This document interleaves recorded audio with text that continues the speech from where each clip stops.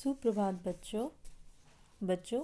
आज की हिंदी की क्लास में हम हिंदी वन का पाठ 8 कारक पढ़ेंगे। ठीक है। तो हमने पहले 2 पाठों में आपको बताया था कि संज्ञा के संज्ञा एक विकारी शब्द होते हैं और इन शब्दों को लिंग, वचन और कारक के आधार पर बदला जाता है। तो संज्ञा को जिन कारणों से या जिसके आधार पर बदला जाता है उसमें से 2 लिंग और वचन हम पढ़ चुके हैं। आज मैं आपको कारक पढ़ाऊंगी। बच्चों, कारक जो होते हैं वो संज्ञा या सर्वनाम के साथ लगते हैं। वो हमेशा संज्ञा या सर्वनाम के बाद आते हैं, जैसे के, में, पर, से, ये, के लिए। तो ये कारक होते हैं, ये संज्ञा के साथ आते हैं और इनका काम ये होता है कि ये संज्ञा सर्वनाम के साथ में लगकर क्रिया से उसका संबंध जोड़ते हैं, क्रिया के साथ कनेक्ट करते हों, जिससे कि उसके अर्थ जो है वो स्पष्ट होता है, जिसको हम ग्राह्य कर सकते हैं, जिसको हम समझ सकते हैं। और इनके बिना जो वाक्य है या बोले जाने वाला, बोलकर या लिखकर जो भी हम अपनी रचना प्रस्तुत करते हैं वो हम स्पष्ट नहीं कर सकते हैं। इसके लिए कारक चिन्हों का प्रयोग किया जाता है, बिना इनके नहीं हो सकता है। और जो कारक चिन्ह होते हैं, कारक जो होते हैं, उनको विभक्ति और परसर्क भी कहा जाता है। इनको विभक्ति चिन्ह या परसर्क कहा जाता है।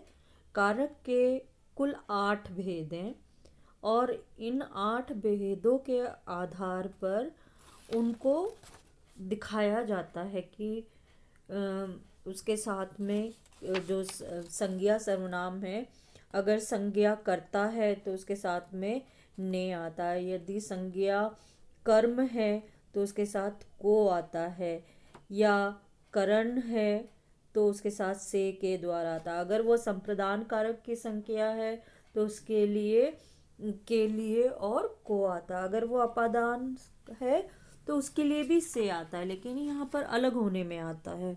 इस तरह से कारक के कुल 8 भेद हैं।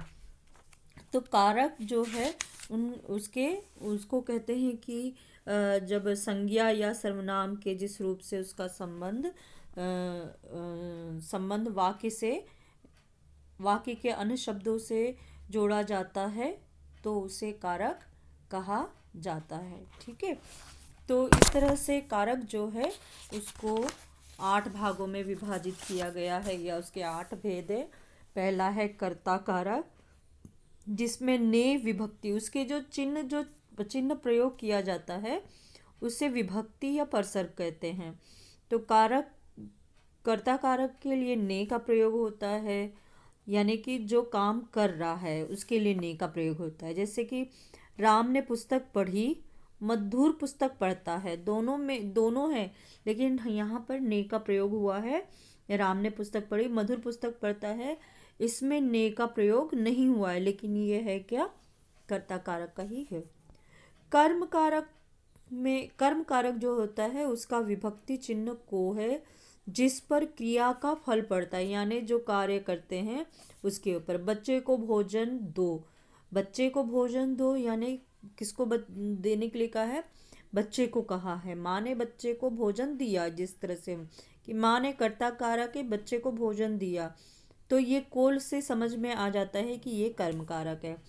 बच्चा खाना खा रहा है, इसमें लेकिन जो है वो विभक्ति चिन्ह नहीं है।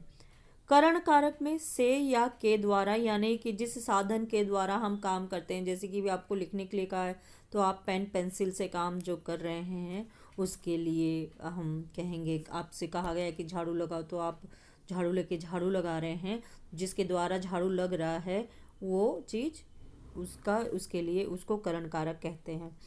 तो उसके लिए जिस साधन का द्वारा, जैसे वरुण बस से स्कूल जाता है, ओके। संप्रदान कारक के लिए जिसके लिए काम किया जाए।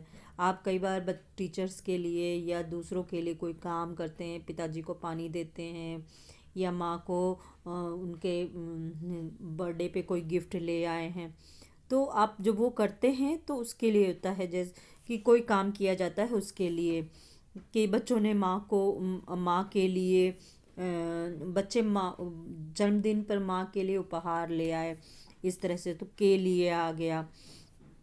मैंने मित्र के लिए उपहार खरीदा, या ठीक है। आगे है अपादान, यानी अलग होने। यहाँ पर दो संज्ञा एक दूसरे से अलग होती है। कैसे? जैसे कोई वस्तु अलग हो, आँख से आंसू गिर पड़े, तो आँख और आंसू दो संज्ञा है, और आँख से क्या निकला है? आंसू अलग हुआ है, तो वो उसमें अपादान कारक होता है। वो संबंध जो है, जैसे संबंध बता ही रहा है कि किसी के साथ में आपका रिलेशन संबंध है, आपको लेकर किसी, आपका भाई, आपकी बहन, मेरा घर, मेरी पुस्तक, इस तरह से जो है। तो का, की, के, रा, री, रे, ये इसके विभक्ति चिन्ह है, जो दो शब्दों का संबंध जोड़ते हैं, यानी दो संज्ञाओं का आपस में संबंध जोड़ते हैं। जैसे कि उदाहरण दिया है, राधा की बहन मेरी सहेली है। राधा की बहन मेरी सहेली है। ठीक है। आगे है अधिकरण में पर, जिसमें जिस पर कर्ता काम करे। मेज पर पुस्तक रखी है। ठीक है। भूमि में अनाज उगता है, या खेत, जमीन गमले में पानी दिया गया। जमीन में धान बोया गया, या खेत में धान बोया गया। तो वो क्या है कि उसमें जो वस्तु जिसको अपने काम करे उसके लिए प्रयोग किया जाता है। संबोधन हे, अरे, ओ, यानी जिसको भी हम बुलाते हैं। तो इस तरह से जो कारक हैं उसके 8 विभक्ति चिन्ह हैं। 8 कारक हैं, और 8 कारक के 8 विभक्ति चिन्ह हैं। तो विभक्ति चिन्हों को याद करना बहुत ज़रूरी है। आप इन विभक्ति चिन्हों को बिल्कुल रट के रखिए कि कर्ता ने कर्म को कर्ण से संप्रदान के लिए, अपादान से, संबंध का, की, के, रा, री, रे, अधिकरण में पर, संबोधन है, अरे। तो ये आप जरूर याद करके रखिएगा। तो हमने देखा कि कर्ता कोई काम करता है तो उसे किसी के कि कर्ता का अर्थ होता है करने वाला। ठीक है। कर्ता का अर्थ होता है करने वाला। तो शब्द के जिस रूप से ये क्रिया के करने वाले का बोध हो, उसे क्या कहते हैं? कर्ता कारक है, जिसके लिए ने विभक्ति का विभक्ति का प्रयोग किया जाता है। कर्म कारक क्या है? संज्ञा या सर्वनाम के जिस रूप पर क्रिया का फल पड़े उसे कर्म कारक कहते हैं, और उसमें को परसर्ग का प्रयोग किया जाता है। इसी तरह से है करण कारक। करण कारक में से के द्वारा प्रयोग होता है। कर्ता जिस साधन से कार्य करता है उसे करण कारक कहते हैं। जैसे माँ ने चाकू से सेब काटा, तो उसका विभक्ति या परसर्ग चिन्ह होता है से के द्वारा। संप्रदान कारक को और के लिए, जिसके लिए क्रिया की जाए उससे प्रकट करने वाला शब्द जो है वो संप्रदान कारक होता है, और उसकी विभक्ति चिन्ह है को और के लिए। तो जैसे दादी जी पूजा के लिए फूल लाई और पिताजी आरोही के लिए गुड़िया लाए। अपादान है तो यहाँ पे अलग होने के बारे में भाव है। एक संज्ञा दूसरी संज्ञा से अलग होती है। तो संज्ञा या सर्वनाम का वह रूप जिससे अलग होने, गिरने, दूर होने, डरने, हटने या तुलना करने, शर्माने आदि का बोध हो उसे अपादान कारक कहते हैं। इसे दर्शाने के लिए से, परसर्ग या विभक्ति चिन्ह का प्रयोग किया जाता है। अगला जो हमारा छठा है वो संबंध कारक है। का, की, के, रा, री, रे। तो संज्ञा सर्वनाम के जिस रूप से उसका संबंध दूसरी संज्ञा से प्रकट हो उसे संबंध कारक कहते हैं। जैसे अमन का भाई आकाश है, अक्षिता की बहन अध्यापिका है। तो इस तरह से जो हमारा है संबंध कारक के विभक्ति चिन्ह का, की, के, रा, री, रे होते हैं। अधिकरण कारक में में और पर का प्रयोग किया जाता है। संज्ञा या सर्वनाम के जिस रूप से क्रिया के होने से स्थान, समय, अवसर आदि का बोध हो उसे ही अधिकरण कारक कहते हैं। और अधिकरण कारक के विभक्ति चिन्ह है में, विभक्ति या परसर्ग चिन्ह है में और पर। तो इस तरह से मछली पानी में तैर रही है, कबूतर छत पर बैठा है। आगे संबोधन कारक है। संबोधन कारक है अरे ओ। संज्ञा सर्वनाम का वह रूप जिससे किसी को पुकारा जाता जाए उसे संबोधन कारक कहते हैं। जैसे कि हे, अरे, अजी, ओ, ये सब क्या है, उसके विभक्ति या परसर्ग के चिन्ह हैं। ठीक है बच्चों, तो आप विभक्ति के चिन्ह याद करके परस कारक के जो विभक्ति या परसर्ग चिन्ह हैं उनको बिल्कुल अच्छी तरह से याद करके रखिएगा।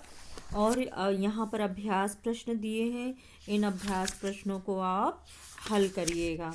इनको पूरा अपने पेज नंबर 58 से पेज नंबर 60 तक है काम, तो इन्हें आप पूर्ण करके और इसे आप अपने ध्यान से देखते और सुनते रहिएगा बार बार, तो आपका अभ्यास हो जाएगा। अगली क्लास में मिलते हैं, तब तक अपना ख्याल रखें। बाय।